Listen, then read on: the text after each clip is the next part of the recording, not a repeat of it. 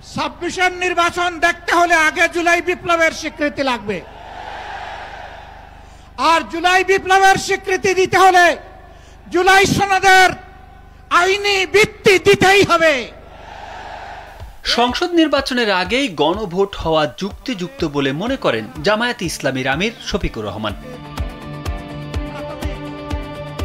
ত্রয়োদশ জাতীয় সংসদ নির্বাচনের আগেই গণভোট আয়োজনের দাবির ব্যাপারে অনড় অবস্থানে জামায়াত সহ ৮ ইসলামী দল।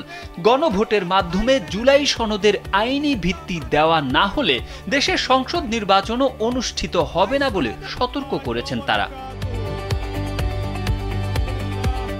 মঙ্গলবার ঢাকার পল্টনে আয়োজিত সমাবেশে জামায়াতে ইসলামী, ইসলামী আন্দোলন, খেলাফত মজলিস সহ ইসলামপন্থী ৮টি দলের শীর্ষ নেতারা এ সতর্কতা দেন। সংসদ নির্বাচনের দিনই একসঙ্গে গণভোট আয়োজনের যে দাবি বিএনপির পক্ষ থেকে তোলা হয়েছে সেটির বিরোধিতা করেন বক্তারা। ইসলামপন্থী ৮ দলের সমাবেশকে ঘিরে বিভিন্ন জেলা থেকে তাদের নেতাকর্মীরা ঢাকায় আসেন। এদিকে জুলাই সনদ বাস্তবায়নে সরকারের পদক্ষেপ আগামী ২-৩ দিনের মধ্যে জানা যাবে বলে মঙ্গলবার জানিয়েছেন অন্তর্বর্তী সরকারের আইন উপদেষ্টা অধ্যাপক আসিফ নজরুল। ইসলামপন্থী দলগুলোর দাবি মেনে জাতীয় নির্বাচনের আগে গণভোটের আয়োজন না করা হলে রাজপথে আন্দোলন গড়ে তোলার হুঁশিয়ারি দিয়েছেন বাংলাদেশ খেলাফত মজলিসের আমির মামুনুল হক।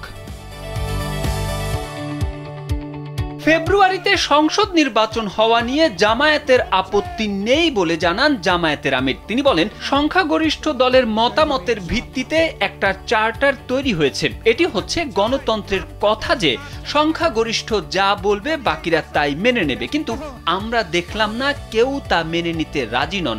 জুলাই সনদেই যদি আপনি গণতন্ত্রের প্রতি শ্রদ্ধা না দেখান, জাতীয় নির্বাচনে আপনি শ্রদ্ধা দেখাবেন কিভাবে, বলেন জামায়াতের আমির।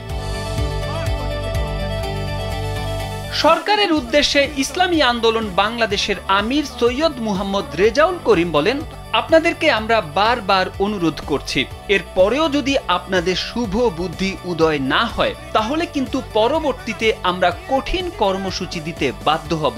এ নিয়ে একটি প্রতিবেদন করেছে বিবিসি বাংলা।